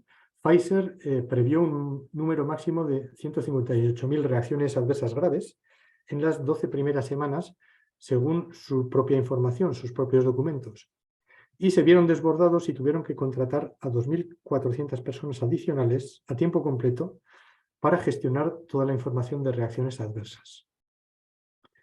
Pfizer eliminó el número de dosis y de personas vacunadas de tal manera que no es fácil o no es posible calcular la proporción de los distintos efectos adversos graves. En los primeros 90 días, Pfizer recibió la notificación de 1.223 muertes relacionadas con la vacuna presuntamente. Esto realmente es muy preocupante. Y también en este libro, que no se puede resumir en unos breves segundos, pues se confirman los efectos potencialmente graves de las vacunas de tipo cardiovascular, trombótico, neurológico, autoinmunes, inmunológicos, etc.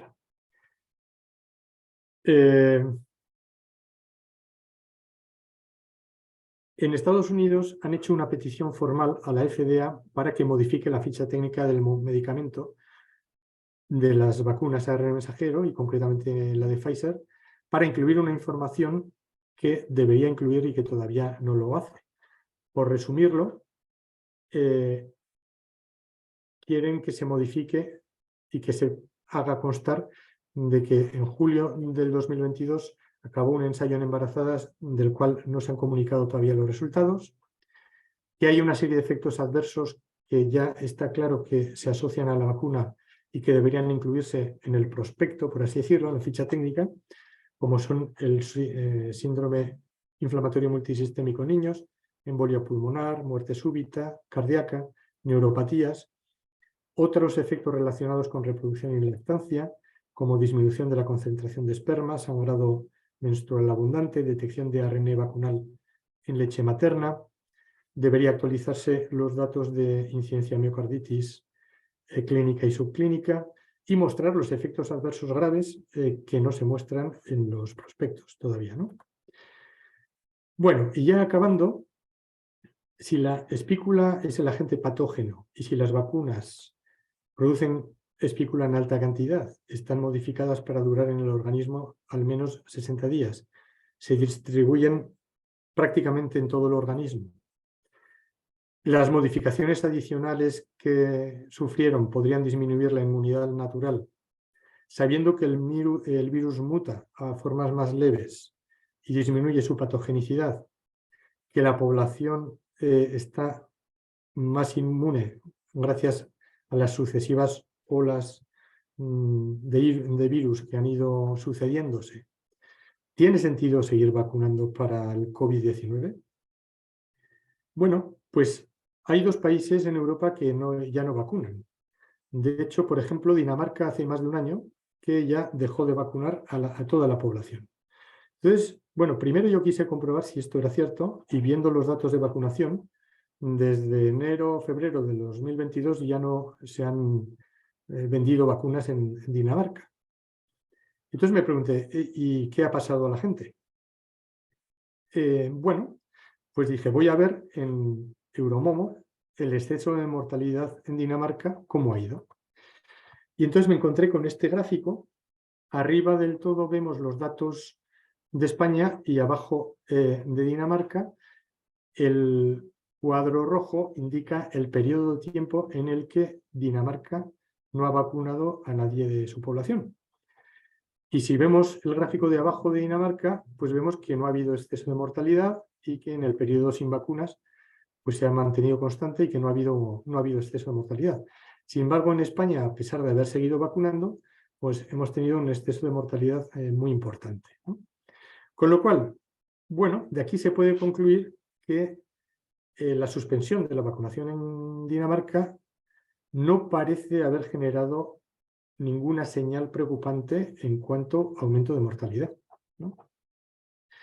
En Suiza han tomado la misma determinación, la de no vacunar a nadie en la población, y dicen expresamente incluidos a la población de riesgo, entendida como mayores de 65, pacientes mayores de 16 con una enfermedad crónica o con síndrome de Down o mujeres embarazadas. Ya concluyendo, pues tenemos que pensar que quizás las vacunas podían estar produciendo un problema importante de salud pública. Como mínimo sería deseable que los profesionales sanitarios estuvieran alerta de las posibles complicaciones y enfermedades graves. Esto ayudaría a prevenir complicaciones, incluso la muerte, la detección temprana de crisis hipertensivas, de miocarditis, a veces etiquetadas como ansiedad. Evitaríamos seguir dando dosis de vacunas en pacientes que han tenido reacciones a las vacunas. Podríamos tener un diagnóstico temprano de ciertos problemas para tratarlos mejor. Es importante notificar las sospechas. Los responsables sanitarios deberían facilitar información objetiva y actualizada sobre el riesgo-beneficio de las vacunas. Cuando hay cuando hay riesgos inherentes a una intervención, debería haber libertad de decisión y consentimiento informado. También deberían promover estudios sobre la eficacia y seguridad relevantes y bien diseñados. La comunidad científica debería implicarse en la realización de estudios bien diseñados sobre los datos potenciales de las vacunas COVID-19 y en un debate científico honesto y basado en el respeto y la libertad. Todavía hay mucho que saber sobre los daños potenciales por las vacunas. Y las agencias reguladoras, la Agencia Europea, FDA, etcétera, deberían facilitar con prontitud información transparente y actualizada sobre el beneficio y riesgo de las vacunas. En la actualidad, estas agencias están ocultando mucha información esencial. Y en este contexto, y esta es la última diapositiva, mi propuesta es que lo más razonable sería una suspensión cautelar de las vacunas COVID a la espera de aclarar su relación beneficio-riesgo. Esto es algo que ya se ha hecho, y lo ha hecho Dinamarca. Parece que no ha pasado gran cosa. Y yo sinceramente creo que es el momento. Es el momento de parar las vacunaciones. Y esto es todo. Muchas gracias. Perdón por haberme extendido, pero es inevitable. No sé hacerlo más corto porque hay muchas cosas que hablar, ¿no? Y gracias por la paciencia a todo el mundo. Muchas gracias, Juan. Ha sido media hora de exceso. Perdón. No, solo puedo decir que a mí me ha compensado. Así que, en cualquier caso, creo que muchísimas gracias. Nos queda un cuarto de hora por si alguien quiere comentar alguna cosa. Y si alguien no comenta alguna cosa, creo que una de las cuestiones pendientes que ha señalado en algún momento es que no hay estudios o no se han publicado los resultados acerca de la combinación de la vacuna de la gripe con la vacuna COVID. ¿Es así? Sí, no tenemos ninguna información. y quizás esté pasando algo porque las compañías habían preanunciado que para este otoño iban a estar disponibles, pero han retrasado la realización de estos estudios. Entonces no sabemos muy bien qué ocurrirá, ¿no? Está claro que una de las estrategias comerciales es incluir las dos en el mismo vial, por así decirlo, un 2 por 1, lo cual, pues, de alguna manera podría forzar a utilizar las dos vacunas, ¿no?, simultáneamente.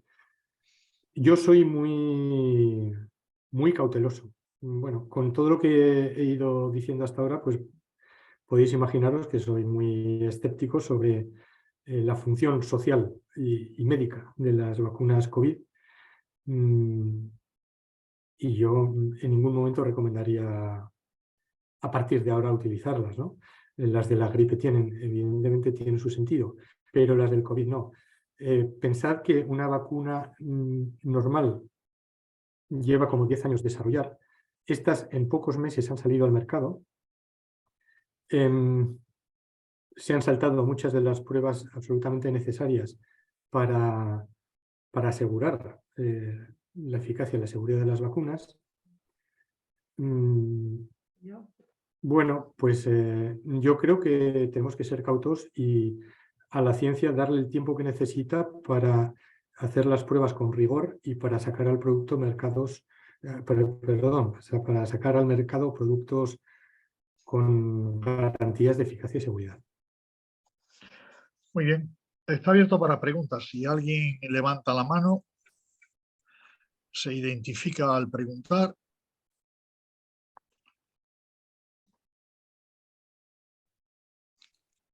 Alarcos, adelante, y luego Roberto. Hola, buenas tardes. Vamos a ver. Por favor, que se identifique un momento. Sí, claro, soy Antonio Alarcos. Soy médico. Eso es. Soy médico de atención primaria, Antonio Alarcos. He estado leyendo que, perdonen no sé por qué se ve tan mal, pero bueno. He estado leyendo, no sé si esta misma semana, que hay unas vacunas de la gripe también con esta misma tecnología, desarrollándose ya en fase 2. Evidentemente, esta tecnología ya estamos viendo pues, que la inmensa mayoría de las cosas no las conocemos. Los riesgos inherentes a todo este asunto de los microARNs, los retrotransposones, las retrotranscriptasas y todas estas cosas no sé si se estarán teniendo en cuenta para el desarrollo de estas nuevas vacunas contra la gripe. Con la evidencia ya que tenemos ya bastante consolidada de que estas vacunas, la eficacia no es como se prometió, la seguridad no es como se prometió, o así parecen los indicadores, y la necesidad en el contexto de la población española y para la inmensa mayoría de los pacientes está más que en entredicho. ¿Cómo se pueden estar desarrollando estas nuevas vacunas de la gripe con esta misma tecnología si la experiencia con esta tecnología es la que ha sido con estas vacunas? Ese es un tema importantísimo. Y además uno tiene la sensación que se ha aprovechado la coyuntura del COVID-19 para promocionar una plataforma tecnológica para vacunas que no está suficientemente desarrollada. Y de hecho, cada vez tenemos más evidencia que las propias nanopartículas son lesivas per se, que pueden generar reacciones inmunológicas graves, anticuerpos, autoinmunidad. Entonces, son unas plataformas mucho más baratas, permiten una producción de vacunas a un coste mucho más barato que la forma tradicional. Probablemente haya intereses en desarrollarlo, pero yo sinceramente creo que queda mucho por investigar antes de garantizar la seguridad de las plataformas ARN mensajero para otro tipo de vacunas. Esa es mi visión particular. Claro, esa es mi misma visión, pero claro, lo que yo observo es que las agencias reguladoras parece que están en una huida hacia adelante y no parece que nadie vaya a parar esto por mucha evidencia que se acumule en su contra. Es decir, a pesar de que nos han mentido y mentido y mentido desde el punto de se va a quedar en el brazo, luego no se quedaba en el brazo, solo va a durar unos días en el cuerpo, ya hemos visto que por lo menos hasta 60 días, solo se queda en el brazo, luego se distribuye por todo el organismo, va a parar la infección, luego no la para, va a parar la sintomatología grave o va a reducir la mortalidad y no hay ningún indicador que así lo atestigüe. Entonces, claro, si a pesar de todo esto siguen desarrollando y las agencias reguladoras todo parece indicar que lo van a aprobar, ¿cómo podemos, primero, hacer entender a nuestros colegas lo que está pasando? Porque yo como clínico tengo compañeros que directamente no quieren ni hablar del tema. O sea, les da miedo, después de la evidencia que ya estamos viendo en la clínica, les da miedo hasta pensar que se han pinchado esto y que esto puede estar relacionado con las patologías que están viendo. Es que tienen miedo. Y no ha pasado con uno ni dos compañeros. Otros, pues ya sí están viendo, tengo un amigo mío que es neurólogo que está aterrorizado con lo que está viendo. Y Antonio, claro, hay algunos que lo reconocen y otros que no. Pero ¿cómo podemos hacer ver a la población civil esto? quedan 7 minutos. Por favor, pasa a contestar Juan, si quieres, brevemente. Sinceramente no sé cómo darlo a conocer, pero yo creo que cada uno tenemos que aportar nuestro grano de arena.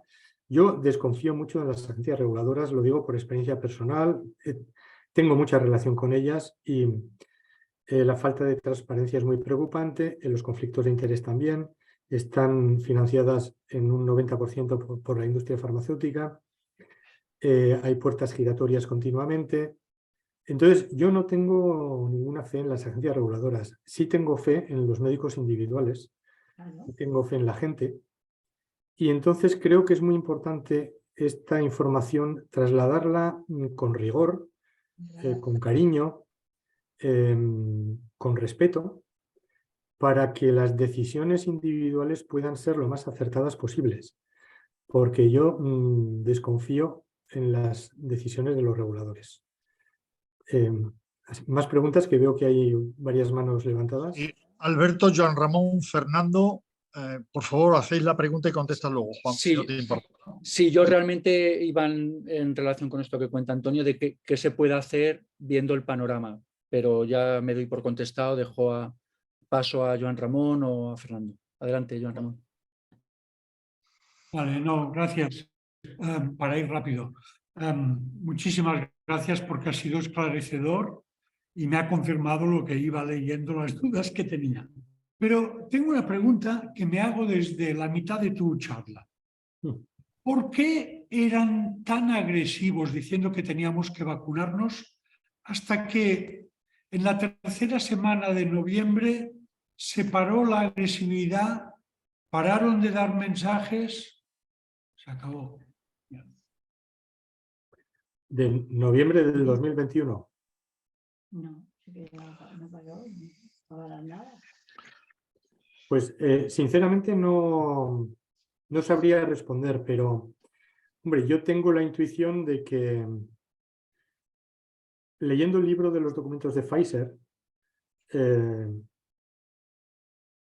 es razonable pensar que las compañías han visto que se les ha ido de las manos el asunto, que jamás hubieran esperado tal aluvión de reacciones adversas graves y complicaciones que probablemente no estamos diagnosticando, porque no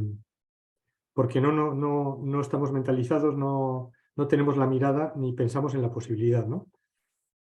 Y quizás ello haya influido en el freno, eso que dices tú.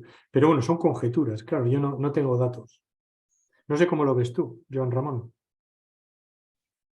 Estás silenciado.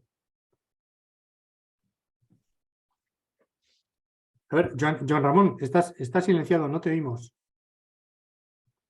Perdona, no, mi duda es si tú crees que se han callado porque saben de los efectos adversos graves y se los callan, y de la falta de eficacia o de duración de la supuesta eficacia, si es que lo hubiera existido de alguna o en algún momento, o es porque se creían obligados a dar respuestas de decir vamos a salir de esta y las vacunas son la salida porque en la ignorancia algo tenían que decir? Yo me temo más lo primero, es decir, que saben y no dicen.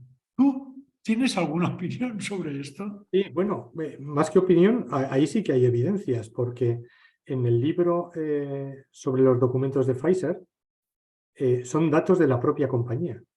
Y la propia compañía, antes de autorizar la vacuna, ya tenía datos de que la eficacia era probablemente residual y que con los datos en la mano, los datos reales del ensayo, no llegaba al mínimo exigible para autorizar esa vacuna. Con lo cual, ya partían de que la eficacia era justita, siendo generosos. Y los datos de efectos adversos que nosotros publicamos en la revista Vaccine, ellos los tenían antes de aprobar la vacuna. Y los ingresos hospitalarios en el ensayo clínico que no se habían publicado, pues ellos también lo tenían, esa información, ¿no? En los 3 meses siguientes, el aluvión de reacciones adversas que les llegó, lo tenían también. Esa información está ahí. Es decir, la compañía sabía de sobra y en el libro este concretamente, los autores explícitamente dicen que la compañía era consciente de la falta de eficacia o la eficacia, pobre eficacia, y de los problemas de seguridad en el momento de la autorización. Eran conscientes. Y esto está escrito en el libro, ¿no? Bueno, pues yo creo que esa es la respuesta. Parece que quizá algún compañero argentino lo puede confirmar, que el médico que llevó el ensayo clínico de la vacuna de Pfizer de Buenos Aires, del Hospital Militar, ha sido suspendido en sus funciones. Me parece que por irregularidades del ensayo. Es que todo indica que esto fue el típico teatro que se viene haciendo con todos los nuevos medicamentos, de presentar ensayos clínicos con análisis torcidos y torticeros para demostrar una eficacia y una seguridad que no existen. No sé, me parece tan bestia todo, sobre todo con la vacuna, que lo hayan hecho con millones de personas, ¿no? Me parece bestia. Me parece muy primera experiencia. Aunque todo estaba pasando, pero ha sido enorme. No sé. Juan Herbiti, si quieres comentar algo, cerramos. Queda 1 minuto. No sé si hay tiempo para alguna pregunta más y si no... No hay más preguntas. No hay más preguntas. Bueno, pues, una cuestión, yo he dejado un correo electrónico por si alguien quiere hacer algún comentario, mandar alguna pregunta para intentar gestionar esto que nos hemos quedado así con una conversación tan interesante y no salirnos de... Está en el chat, es sencillo. Adelante, Juan, cierra. No, pues bueno, con los pocos segundos que quedan, solo quiero daros las gracias por la presencia, animaros a andar en verdad, que a mí es lo que me mueve en la vida. Andar en verdad me da... Yo necesito vivir tranquilo y dormir en paz.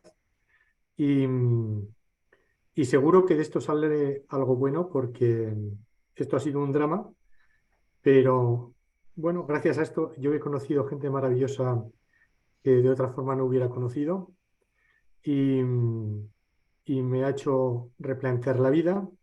Me decía mi amigo Peter Doshi, me decía, esto nos ha ayudado, decía, a un reshuffling of friends, decía, a una reordenación total de los amigos.